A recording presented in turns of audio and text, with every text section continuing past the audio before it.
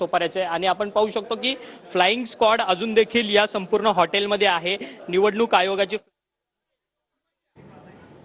राडा झाला नालासोपाऱ्यामध्ये आणि भूकंप झाला तो डहाणूमध्ये महाराष्ट्राच्या इतिहासामध्ये अभूतपूर्व घडामोड। उद्या मतदान होणार आहे आणि आज बहुजन विकास आघाडीच्या उमेदवारांना भाजपला पाठिंबा दिलेला आहे।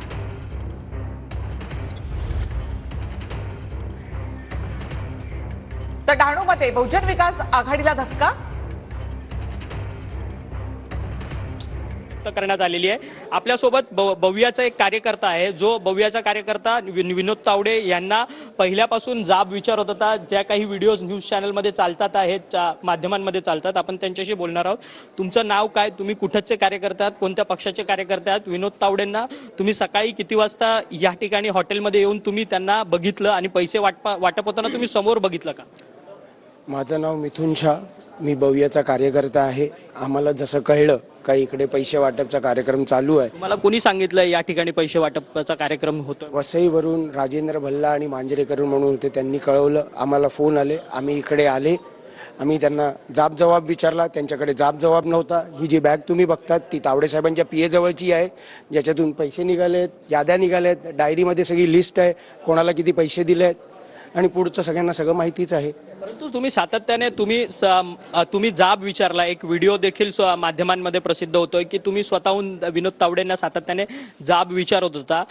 तुमचे बवियाचे जे नेते हितेंद्र ठाकूर ते म्हणतात की जवळपास 5 कोटी रुपयांची उलाढाल वाटप कार्यक्रम जो आहे तो भाजपकडनं करण्यात होता असा त्यांचा आरोप आहे।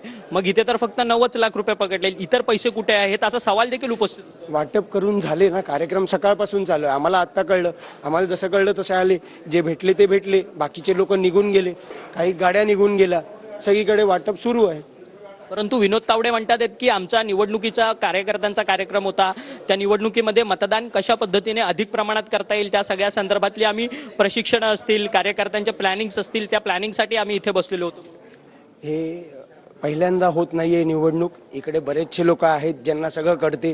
तावडे साहेबांना बाहेरच्या व्यक्तीला इकडे येऊन प्रशिक्षण द्यायला गरज नव्हती, हे फक्त आणि फक्त पैसे वाटप करायला आलेले। प्रशिक्षण हे कारण दिलं त्यांनी, प्रशिक्षण हे कारण होतं, बाकी त्यांची इकडे यायची काहीच गरज नव्हती। तुमचं नाव काय, तुम्ही देखील यांच्या सोबत होता का? काय हा सगळा नक्की नका? आम्ही कार्यकर्ते, आम्ही आता आले, आम्ही बाहेर उभे होते।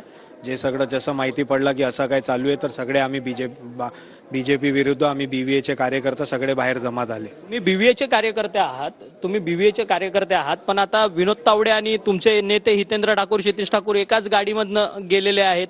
अर्थात मग ते काय तुमचे आरोप निवळलेत का तुमचे? मग आरोप तुमचे रद्द झालेत का? मग आता आरोप निवळले नाही आहेत, जी काही इन्क्वायरी आहे ती चालू आहे। जर त्यांना जोडीला नेलं नसतं तर त्यांना घरी जायला भेटलं नसतं।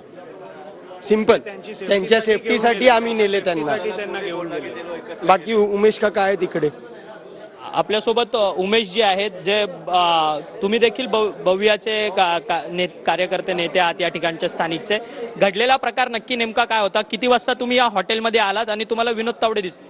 नाही, आम्ही 11-11:30च्या दरम्यान आलो तर विनोद तावडे जी होते तर एवढा मोठा केंद्रीय नेतृत्वातला माणूस, त्यांनी कुठे त्या एखाद्या किचन सारख्या ठिकाणी जाऊन लपावं अशी परिस्थिती अजिबात नव्हती। आणि ते लपले तेव्हा त्यांच्या सुद्धा एका पीएकडनं बॅग घेतली, त्यातही एनव्हलप भरलेले पैसे होते। आमच्या नेतृत्वाने सांगितलं त्याप्रमाणे ही मंडळी कालपासून आहे, 5-1 कोटी रुपये किमान घेऊन आले असतील, कदाचित जास्त पण असू शकतील। आत्ताच हॉटेलमध्ये एका रूममध्ये 9 लाखापेक्षा जास्त मिळाले। अनेक बॅगातनं आता काढल्यात बॅगा, त्याही तपासतायत। त्यामुळे पैशाचा हा खेळ चालू आहे ना। तर खरं म्हणजे 48 तास आधीपासून कुठल्याही बाहेरच्या व्यक्तीने वेगवेगळ्या क्षेत्रात आपल्या प्रचारासाठी थांबायचं नाही, स्टार प्रचारकांनी सुद्धा नाही। गुन्हा कोणावरती नोंदवला पाहिजे? गुन्हा, कारण की तुम्ही म्हणतायत आम्ही विनोद तावडेला पाहिलं, मग गुन्हा कोणावरती नोंदवला पाहिजे? जे निवडणूक अधिकारी म्हणतात 9 लाख रुपये पकडले, अधिकारी जे बोलतायत तर त्यांनी हेच केलं पाहिजे। विनोद तावडे जी असतील, राजन नाईक असतील, कारण ते सुद्धा स्वतः इथे होते, त्यांच्या दोघांवरही गुन्हा दाखल केला पाहिजे।